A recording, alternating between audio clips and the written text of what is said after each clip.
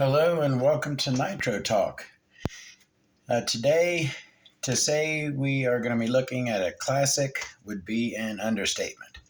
This is the Team Associated RC10GT. Right up there with the OSCV when it comes to iconic status in Nitro RC. Stepping stone vehicle for a lot of people. A lot of people cut their teeth on something like this before moving on to Savages or 8-scale buggies or whatever. And some people landed right on 10-scale stadium truck, and that was their thing. I respect anyone who drives these on a track. I feel that I've gotten a lot better driving 8-scale buggy throughout the years, but even after I felt like I made such improvements there, going back and revisiting 10-scale two-wheel drive stadium truck, that is well beyond my skill level when it comes to driving. Turning good laps with one of these is an art.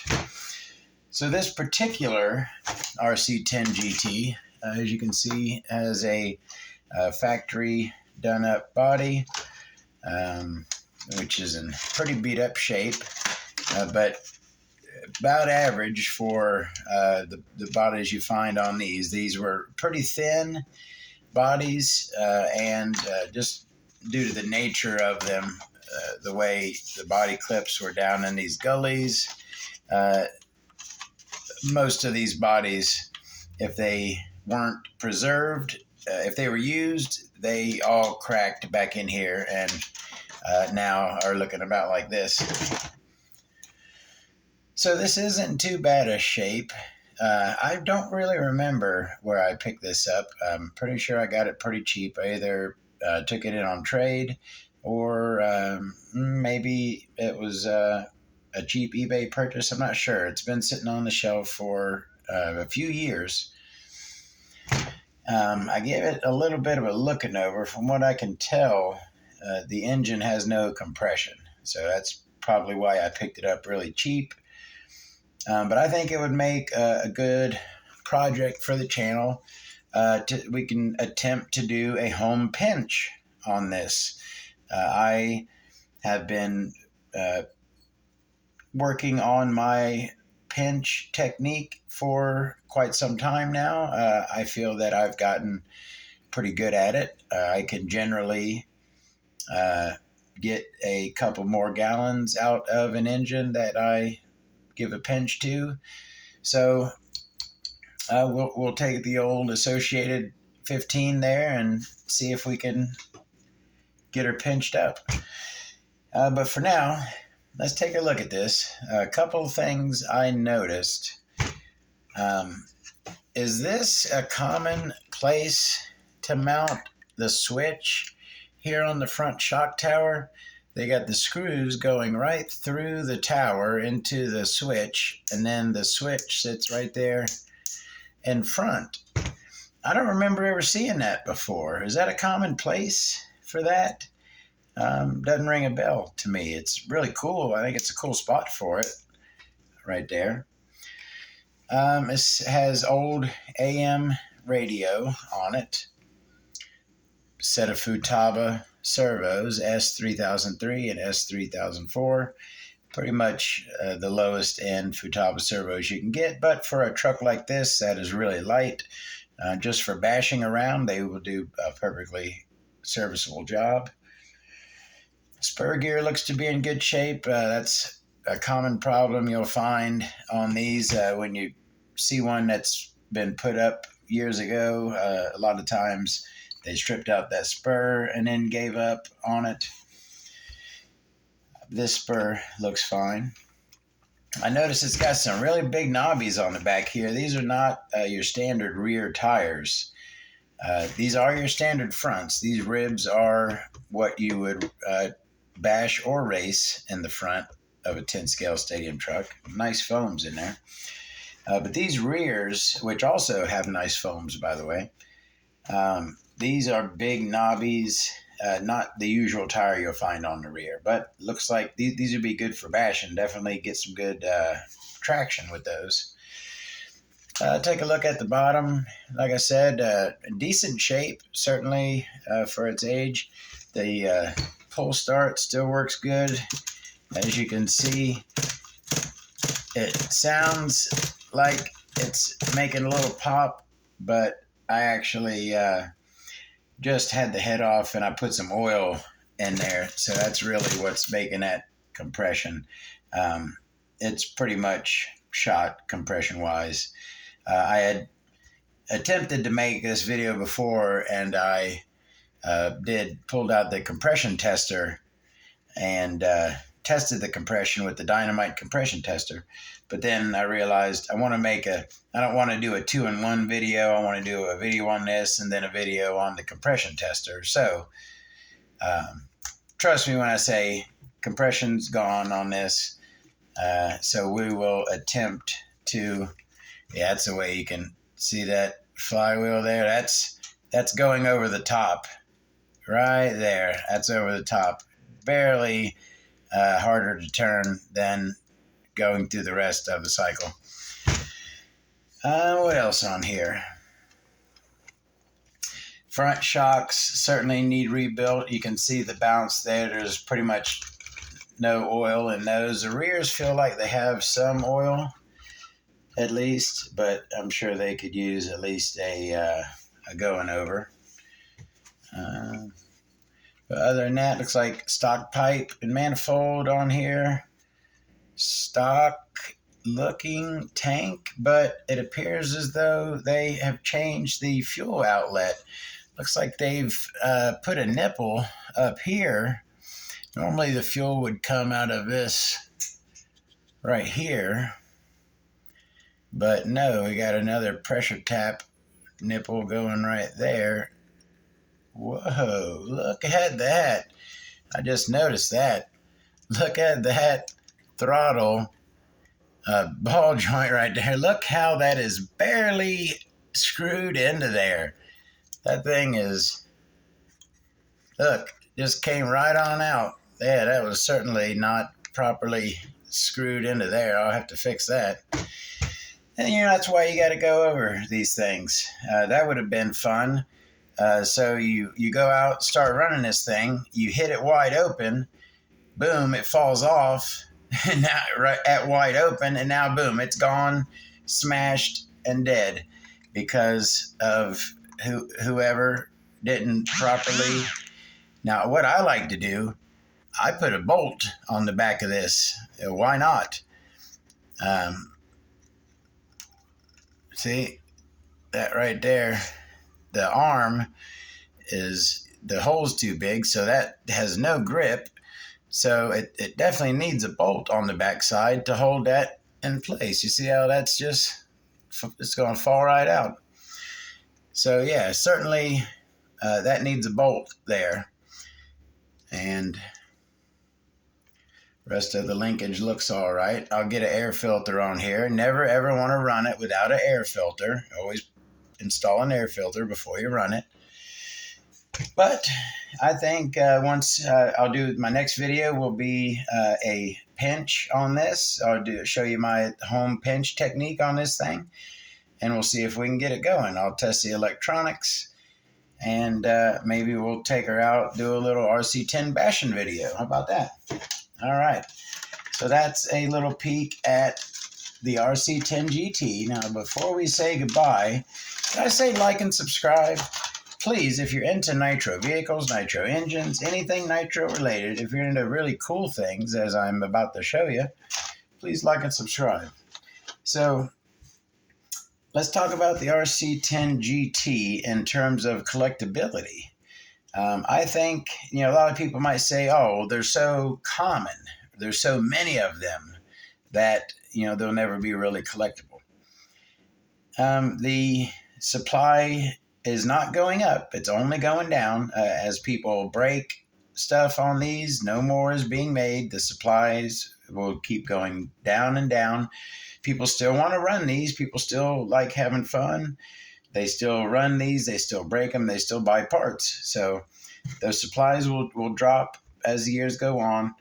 And at least with this, you have a chance of getting parts.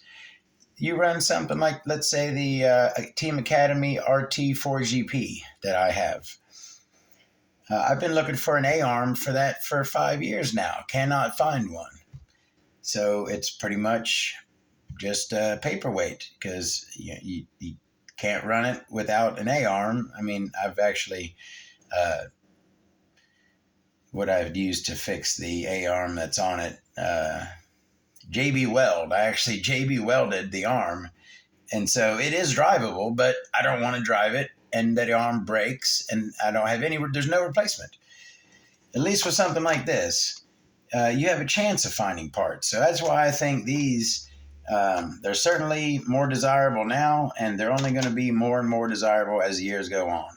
Something that someone used to have, they remembered, and they have at least a chance of finding parts if they break something. So on that vein, again, in terms of collectability, people are always going to want the best version of everything. And when it comes to the Team Associated RC10GT, the best version is the final version, the RC10GT2. And speaking of that, we have an absolutely gorgeous, near mint example of the Team Associated RC10GT2.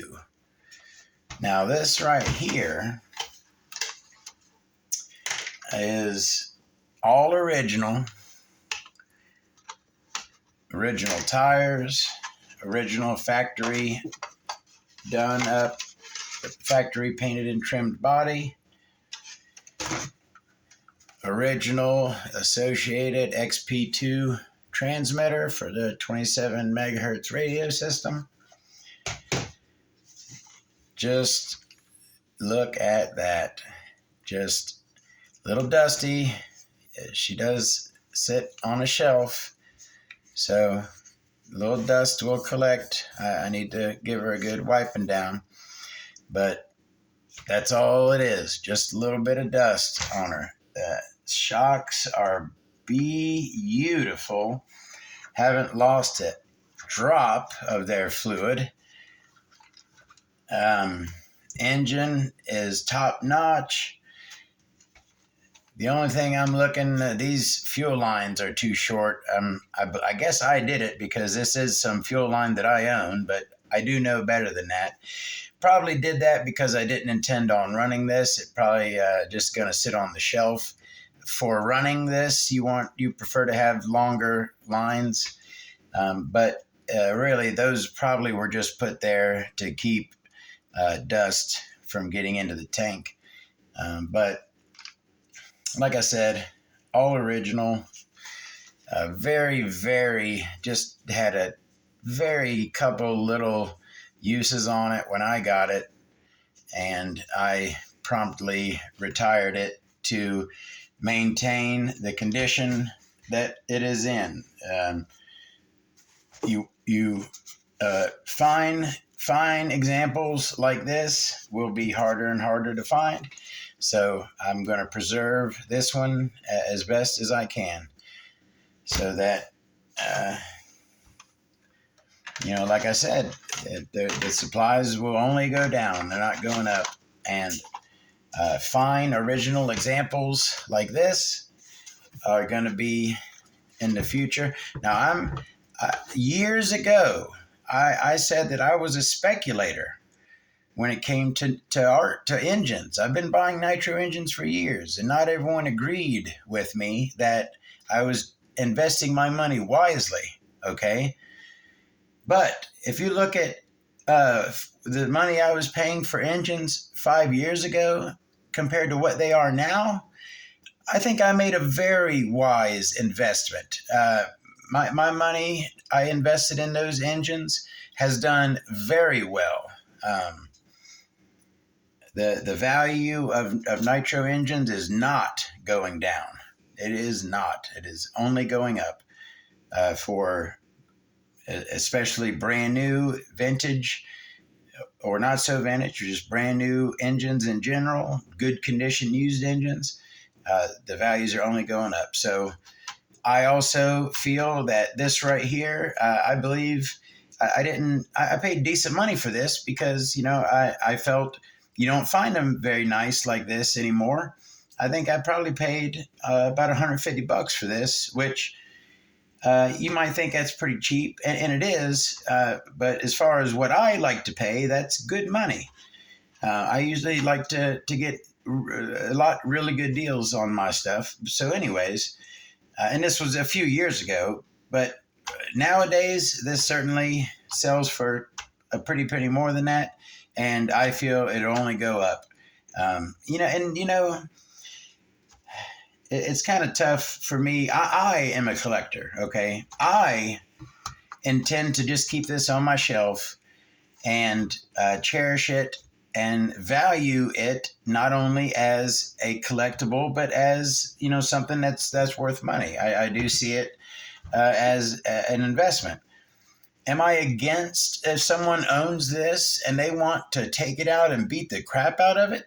Not at all. I understand that these are meant to be enjoyed, and that will happen with this someday.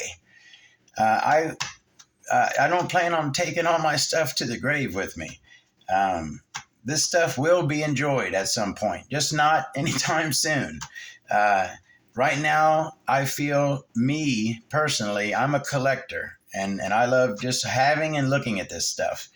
But it will be enjoyed again. Trust me. All of my engines that I dare not run, I look forward to future times when I am ripping and screaming every single one of them. There will come a time. So I'm done with my collecting rant. You got to look at that gorgeous GT2 right there. You got to look at an RC10GT. That's your Team Associated RC10s. The gas truck nitro versions. Thank you very much for watching. We'll see you next time.